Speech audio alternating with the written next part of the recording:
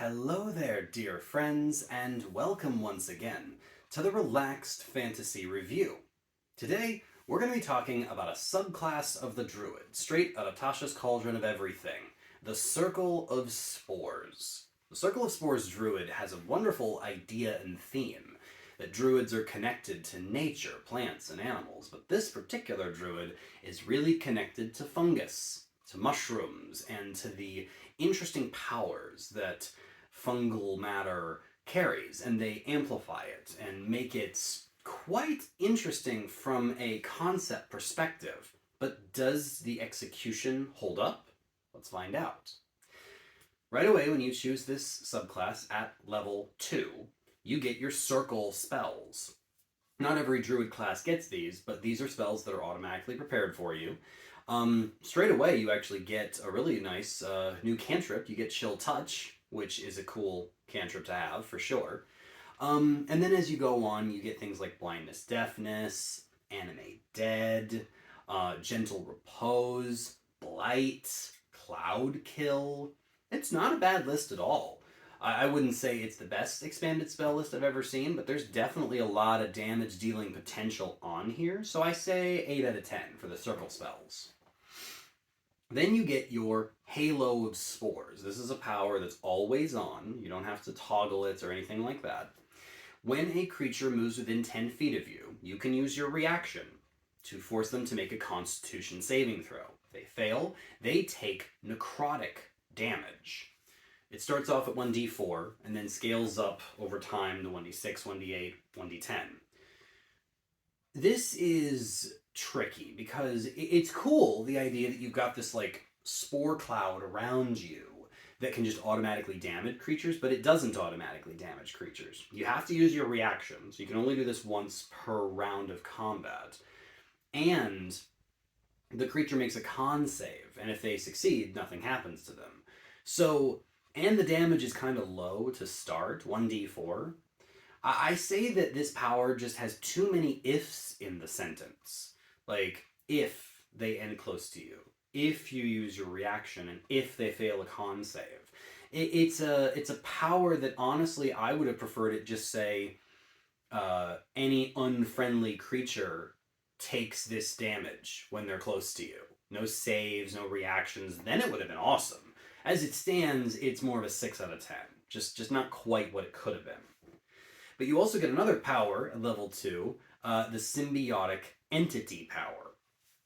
This power states that you can use a use of your wild shape. So you're not turning into an animal, you're just using wild shape to enhance your spores. What happens is the damage is doubled from your Halo of Spores, so when you use that reaction, it'll be 2d4, and then 2d6, 2d8, and whatever, as you level up. And when you do damage, when you hit a creature with an attack, it will do an extra 1d6 damage as well. So you're doing extra damage with your Halo, and you're doing extra damage with your weapon attacks. You also will get temp hit points when you do this, equal to 4 times your Druid level. So that's 8 to start, and it stacks up over time, which is a decent buff to the Druid's health. They don't have the greatest hit points, or armor class for that matter, if you're playing rules as written. So this isn't bad. This is the kind of 8 out of 10 territory, where you're just powering yourself up for combat. More hit points, more damage on your weapon attacks, and a little bit more damage on your weaponized reaction. So I say 8 out of 10 for that. Then, at level 6, you get Fungal Infestation.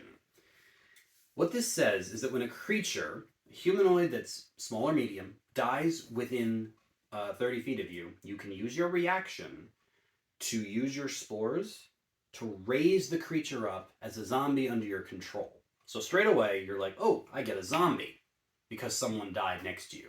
The idea is, I think, that the spores take over the body and just animate it. There's 2 problems with this. One, it's a zombie straight out of the monster manual. Those things don't hit particularly hard, nor is their armor class that great. Usually what makes them good is that they have a fair amount of hit points for their challenge rating. But this zombie, it says right in the text, rises up with 1 hit point. So the thing that made it kind of tanky, its chunk of hit points, is gone now. It has 1 hit point. You can do this a few times per long rest, and obviously a creature has to die next to you. This isn't a useless power, but it definitely stretches the boundaries of what I would call useful. You're going to use this creature, it's going to do like 1 attack, and then it's going to get hit, and it's going to die. And that's fine. A hit it takes is a hit you didn't, but you can only do it a couple times per day, and only after something's died near you. It definitely feels like, why not just give you a zombie? Why not give you with all the hit points? I'd raise this up a couple levels if it was. Or, even if you're going to give us 1 hit point zombies, why limit the number of times you can do it? Why not just do it whenever someone dies next to you? That doesn't happen all the time. All in all, this just feels lackluster again. So I give it another 6 out of 10. Now, at level 10, you get Spiraling Spores. The idea for this one is that you can take your halo of spores, the area that creatures make con saves and take damage, and you can throw it. You can send it out as a cloud. The cloud is there now as an AoE area. Creatures enter it, they make the con save and take the same amount of damage as they would otherwise. Now you just don't have to use your reaction. This lasts for a minute when you do that. And that's nice you don't have to use your reaction. That's cool.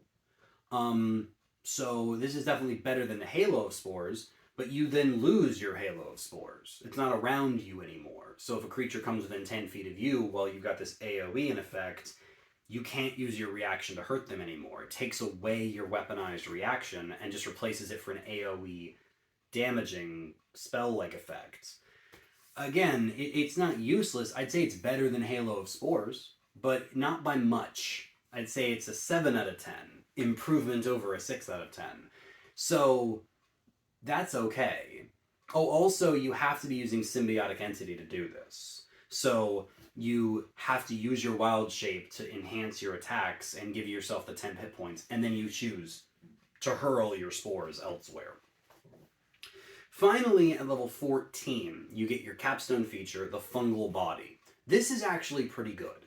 You are now immune to blindness, deafness, poison, and fear, so that's nice. You just are immune to a bunch of statuses. And you can't be crits. Anytime someone crits you, it just does normal damage instead. That's okay. Now, I will say that this is basically, you could achieve the same thing by wearing adamantium armor and by having the Lesser Restoration spell on hand. But it's still good to have these buffs to your body. Level 14 is a little late to get them, but better late than never. I say 8 out of 10 for Fungal Body. It's probably one of the better things about this subclass, and it comes on right at the end. You see where I'm going with this. The idea that the Circle of Spores Druid could have been better. The Halo of Spores could have done automatic damage, if it was going to be that little amount. The Symbiotic Entity is okay, but, you know, how many Druids want to be mixing it up in melee combat? The Infestation power could have given you full zombies instead of ones with 1 hit point, or at least given you an unlimited amount of them if they were that small. It just feels like it was half done. Like, they said, oh, we can't make it that powerful. Like, they were trying to avoid the power creep of Tasha's, but they went too far. Like, I honestly think they could have made this as powerful as it could have been, and it would have been great. It would have been one of the better Druid subclasses, but unfortunately, it just falls flat. So unless you really want to lean into the idea of being a tanky, sort of tanky Druid that can do a little bit of extra AoE damage and can throw zombies around on occasion, I'd give this one a miss. It's a 7 out of 10 overall, and it definitely is one of the Druids that I was very disappointed in. And I was really hoping it would be more. So, sorry if it's your favorite Druid. I'm not telling you not to play it. It certainly has its perks, and it certainly has great roleplay style. It's a wonderful concept, just not executed as well as I would have hoped. This has been the Relaxed Fantasy Review. If you enjoyed the video, please like and subscribe down below, and keep your eyes peeled for more subclass reviews coming down the line soon. Have a good one, my friends.